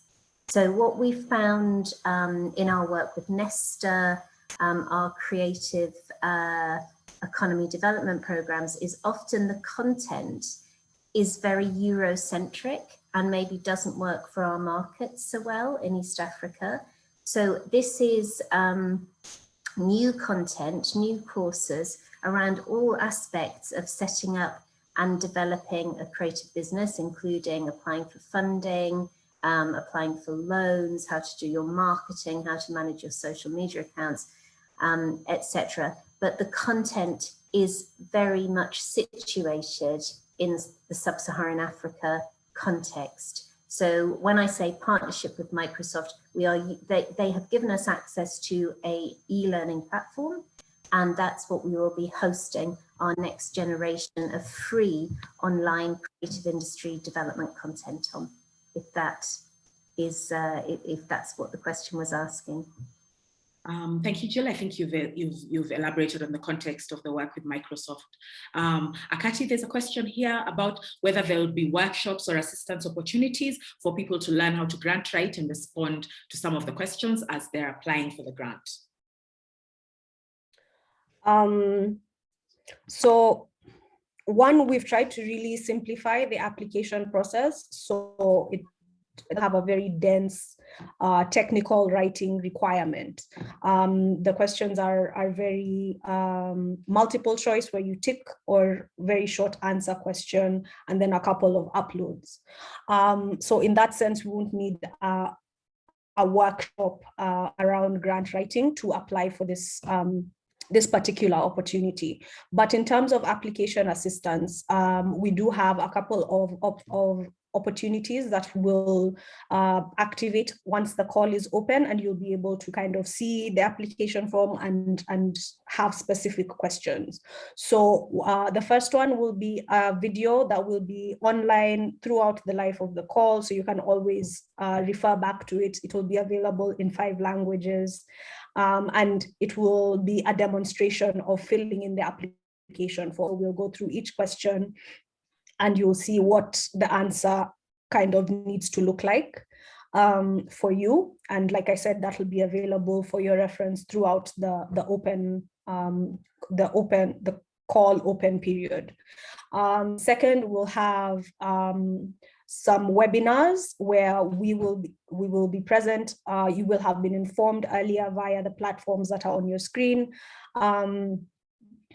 about when and where you can access these webinars, and we will have requested you to send in your questions ahead of time, though you will also be able to do questions live during the session. However, if we do receive the questions beforehand, it will be able to allow us to use the time more beneficially. And finally, if you see on your screen, we have the social media links, and we have an email. So you can contact us directly via any of these platforms with specific questions, and we'll be able to get back to you. There will also be FAQs available in multiple languages, so you can skim through those first to see if the information is available before you need to contact us. I hope that's useful, and we are also taking suggestions. So if you do have an idea of how we have the program, we're excited to hear from you.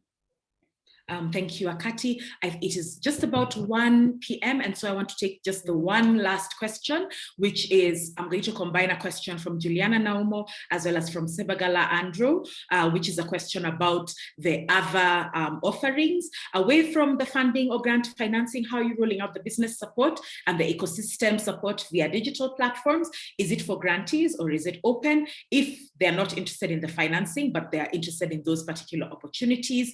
And then Juliana Naumo is asking, is it also possible to have funds towards at least an annual CCI conference of stakeholders, including government, private sector, and CSOs, to share policies, best practices in Eastern Africa? So in summary, people are asking about what the possibilities are for business support and ecosystem support via the digital platforms outside of the grants. And again, outside of the grants, whether there is a possibility within this framework for some sort of conference of stakeholders in the CCI industries. Okay.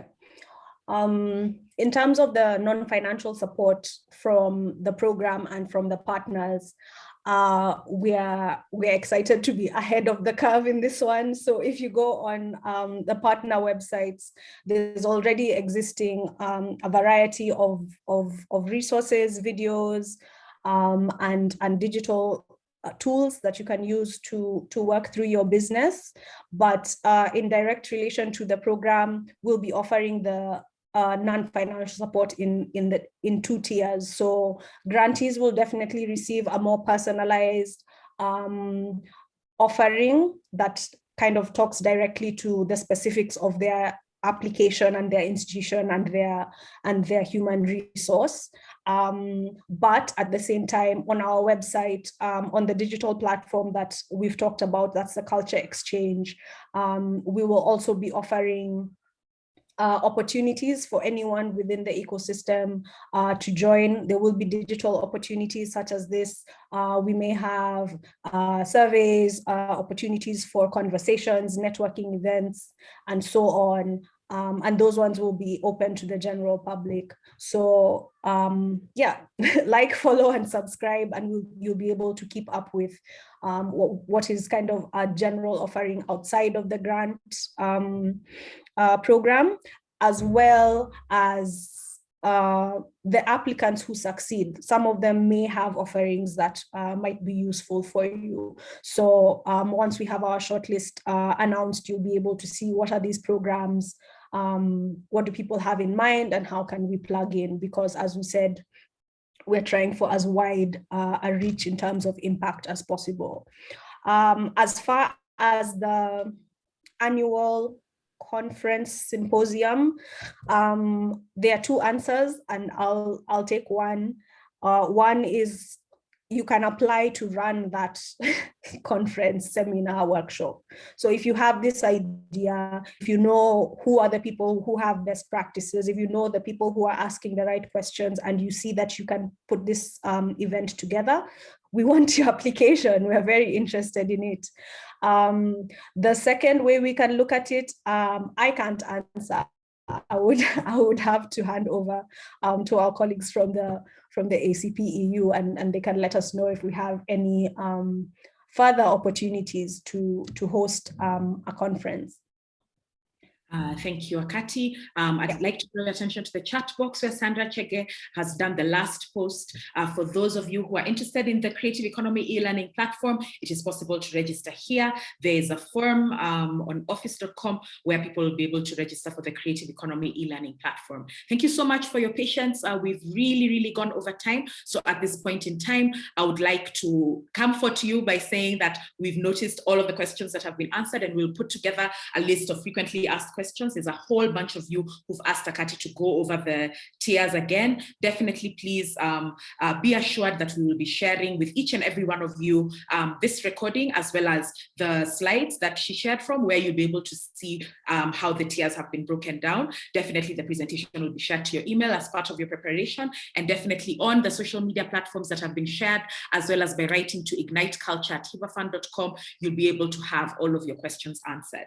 At this point in time, I would really love to invite Mr. George Gashara, who's the managing partner at Hiva Fund, to give a vote of thanks and to do the farewell so that we can allow you to proceed with your day. Thank you so much, all of you, for attending this session and giving us the time. And George will allow you to give the official and formal goodbye. Well, thank you, colleagues. On behalf of the Hiva team and our partners, I would like to give a vote of thanks. I want to highlight at least 5 contributions. The first contribution that we would like to highlight is that of our creative and cultural practitioners who continue to create goods and services and products all across East Africa, and who build our identity, who grow our culture, who clothe us, who educate us, who entertain us, and who beautify our lives. And that's why we exist. We want to keep our promise to supporting your ingenuity, your innovation, your placemaking, and your resilience. Thank you for trusting us, and thank you for always being our partner. The second group I'd like to highlight and say thank you to is our partners, especially in this project, the EU, the ACP team, and the British Council team. Thank you for working with us for the last year, every day, to make this possible. It's been difficult. There are places where we've hit our toes on hard surfaces, but we comfort each other and we keep the faith. Thank you so much for your partnership, and especially for believing in our work at Hiva and wanting to be part of this crazy gang of hopeful people in East Africa. I'd also like to appreciate the rest of our other partners. And these are cultural organizations, these are grant-making organizations, these are other cultural intermediaries who exist across East Africa who keep our ecosystem alive. And while you're not our direct partner in this project, it is because of your work and your continued resourcing of this sector that this project is able to work. I've seen many of you on the charts, and we really are grateful that this resource comes to complement everything that you continue to do.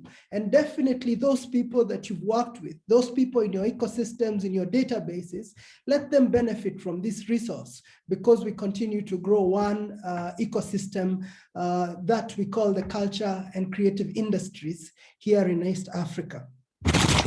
The other group that I'd really like to thank is the people at the back end. Those lovely people that we are on WhatsApp calls, on team calls, on Zoom calls every Monday, Thursday, and Friday from both the British Council and my team at HIVA. I want to really appreciate you. I appreciate your courage, appreciate your innovation, and appreciate the bravery you have to put up to make sure that we are able to move $6 million in 3 years in 14 countries within very tight rules that Giuseppe and Denise have set for us. This is a challenge that we have accepted, and I really want to assure you that I'm on your side and that I'm part of your team, and indeed we can take this challenge.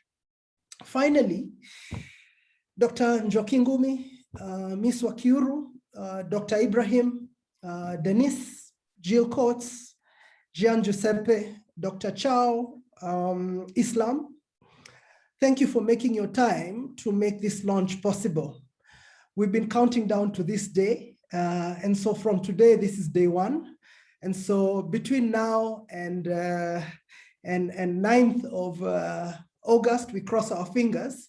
And then this challenge gets a life of its own. So thank you for making your time and for making this session worthwhile. Finally, ladies and gentlemen, I'd like to thank all the 165 participants, our interpreters, and everyone who participated in this conversation. Why we do this is because of you. Why we work so hard to wrangle resources from the taxpayers in the EU is because of you. So now the challenge is over to you. Give us good proposals. Myself and Jill will make a case for each and every good proposal to get the resourcing that it needs. And if we get more proposals than the resource we have an amazing team that will go back and make a case for additional resourcing. Over to you, and thank you. Thank you so much, George, for those lovely words. We're really encouraged and warmed by them. We're really excited to receive everybody's application come August the 9th, per the date that has been given to us by project lead, Dr. Kati Kasiani. August the 9th, everything will be up for everybody to apply. As she has said, this year for year one, we're taking applications in English, but we will be sharing where application support can be sought to cover the countries that are covered, the 14 countries that will be able to be eligible for this grant in Eastern Africa. Thank you so very much, everybody. We're really glad to have had you. Please look at our Facebook, Twitter, Instagram for further information. Please ask any questions. We'll definitely be looking through the questions that have been asked throughout this webinar and posting them there as frequently asked questions. And of course, this will be a work in progress. Please continue to post everything that you have, and definitely our partners are on here. Everybody from the OSCPS Secretariat, from the partnerships of the EU office, from the British Council for ACP, they have all promised to be able to help us to share, to amplify all of the things that will be happening as regards the applications. And of course, once we have grantees and once we're doing further community outreach, we'll be sharing everything that we're doing as part of this project. And we're really looking forward to doing everything together. Thank you all, and we wish you a lovely afternoon. Thank you for your time, and we look forward to working with you in the 3 years to come. Have a lovely afternoon.